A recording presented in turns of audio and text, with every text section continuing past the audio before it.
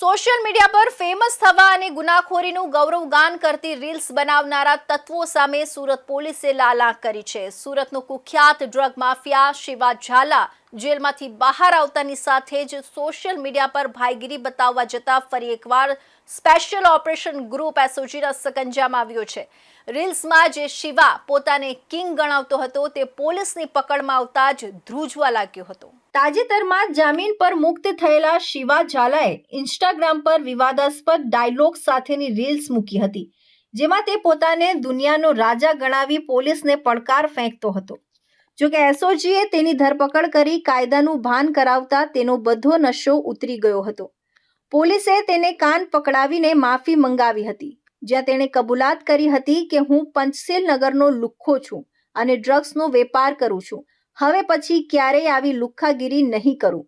શિવા ઝાલા માત્ર જેલની બહાર જ નહીં પણ જેલના સળિયા પાછળ પણ આતંક મચાવવા માટે જાણીતો છે।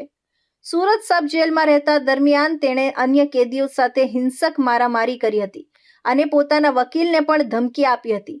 તેના ઉદ્ધત વર્તનથી કંટાળીને જેલ પ્રશાસન હવે તેને સુરતથી અન્ય જેલમાં ખસેડવા માટે કોર્ટમાં રિપોર્ટ કરવાની તૈયારી કરી રહ્યું છે।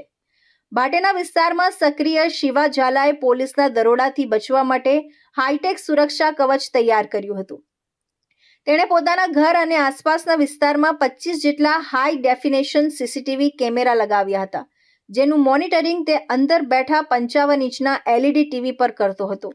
એટલું જ નહીં, તે ફોન ટેપ થવાના ડરથી વોકી ટોકીનો ઉપયોગ કરતો અને ડ્રગ્સ માટે કપડું તથા પોલીસ માટે કાટી જેવા કોડવર્ડ વાપરતો હતો।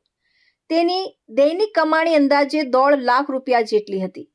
સુરતમાં ડ્રગ્સ કાંડમાં વિવાદમાં આવેલા માથાભારે શિવા ઝાલા અને તેના ભાઈનું વધુ એક કારસ્તાન બહાર આવ્યું છે।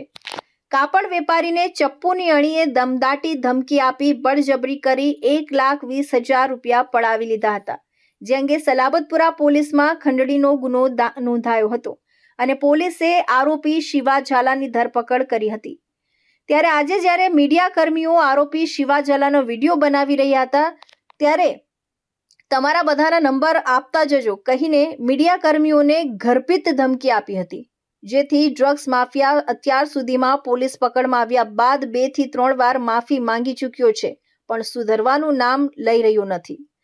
મળતી વિગતો પ્રમાણે માન દરવાજા હળપતિ કોલોનીમાં રહેતા અને કાપડનો વેપાર કરતા અભિષેક ઉર્ફે રોહન રાજેન્દ્ર દેવરે ગત 25 જુલાઈ 2025ના રોજ રાત્રિના સમયે પોતાના મિત્રને મળવા ભાટેના ઉમિયા માતા મંદિર પાસેથી પસાર થઈ રહ્યા હતા। તે સમયે એક કાળા કલરની સ્કોર્પિયો ગાડીમાં શિવરાજસિંહ ઉર્ફે શિવા દરબાર તેના 2 સાગરીતો સાથે આવ્યો હતો। શિવાએ વેપારીને ધમકાવતા કહ્યું હતું કે જો તારે કાપડનો ધંધો કરવો હોય તો દર મહિને 50,000નો હપ્તો આપવો પડશે। આ પ્રકારે દમદાટી આપી વેપારીને લાતો મારી છરી બતાવી જાનથી મારી નાખવાની ધમકી આપી હતી અને તેની બેગમાં રહેલા 1 લાખ રૂપિયા પડાવી પણ લીધા હતા। આ ઉપરાંત ગત 14 ફેબ્રુઆરી 2026ના રોજ વેપારી ફરી ઉમિયા માતા મંદિર પાસેથી પસાર થતો હતો, ત્યારે શિવા દરબાર, તેનો ભાઈ રામ ઝાલા અને એક અજાણ્યાએ તેને અટકાવ્યો હતો। માથાભારે ટોળકીએ હપ્તો કેમ આપતો નથી તેમ કહી ઉશ્કેરાઈ જઈ વેપારીના પેટના ભાગે છરી રાખી દીધી હતી અને મોતનો ડર બતાવી બદમાશોએ વેપારી પાસેથી 20,000 રૂપિયા કઢાવી લીધા હતા। ટોળકી માથાભારે હોવાથી વેપારી ડરના કારણે ચૂપ રહ્યો હતો। આખરે અભિષેક દેવરે ફરિયાદ આપતા સલાબતપુરા પોલીસે શિવરાજસિંહ ઉર્ફે શિવો દરબાર ઝાલા, રામ ઝાલા અને અજાણ્યાઓ વિરુદ્ધ ગુનો નોંધી વધુ તપાસ હાથ ધરી છે। સલાબતપુરા પોલીસ દ્વારા આરોપી શિવા ઝાલાની ધરપકડ કરી હતી। આ સાથે જ તેણે 2 હાથ જોડીને માફી પણ માંગી હતી। જો કે આરોપી તરીકે શિવા ઝાલાના મીડિયા કર્મીઓ વિડીયો શૂટિંગ કરવા ગયા ત્યારે તેણે કેમેરાની સામે જ મીડિયા કર્મીઓને ગર્ભિત ધમકી આપી હતી કે તમારા નંબર આપતા જજો। ડ્રગ્સ માફિયા અત્યાર સુધીમાં પોલીસ પકડમાં આવ્યા બાદ 2 થી 3 વાર માફી માંગી ચૂક્યો છે, પણ સુધરવાનું નામ નથી લઈ રહ્યો। થોડા સમય પહેલા જ લાજપોર જેલમાંથી બહાર આવીને રાજકોટ જેલમાં ચાલતા ગેરવહીવટની લઈને પણ તેણે પોલીસ પર નિશાન સાધ્યું હતું। શિવાના હાઈટેક નેટવર્કને તોડવા માટે એસઓજીએ પણ અત્યંત ગુપ્ત આયોજન કર્યું હતું। ઓગસ્ટ 2025માં પોલીસે સરકારી ગાડીઓને બદલે 20 ખાનગી બાઇકનો ઉપયોગ કર્યો હતો અને સામાન્ય નાગરિકોના વેશમાં તેના વિસ્તારમાં ત્રાટકી શિવાને દબોચી લીધો હતો. તે સમયે તેની પાસેથી 111 ગ્રામ એમડી ડ્રગ્સ, 16 લાખની રોકડ અને 2 ગેરકાયદે પિસ્તોલ મળી આવી હતી.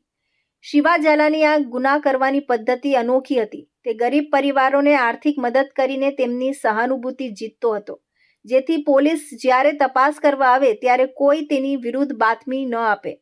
આ મસીહાની આડમાં તે હકીકતમાં યુવા પેઢીને ડ્રગ્સના રવાડે ચડાવી રહ્યો હતો. તેની સામે લૂંટ, અપહરણ અને તસ્કરી જેવા 15થી વધુ ગંભીર ગુનાઓ નોંધાયેલા છે. હાલમાં સુરત પોલીસે તેને ઝડપી પાડી જેલ ભેગો કર્યો છે અને શહેરમાં ગુંડાગીરી કરનારા તત્વોને કડક ચેતવણી આપી છે.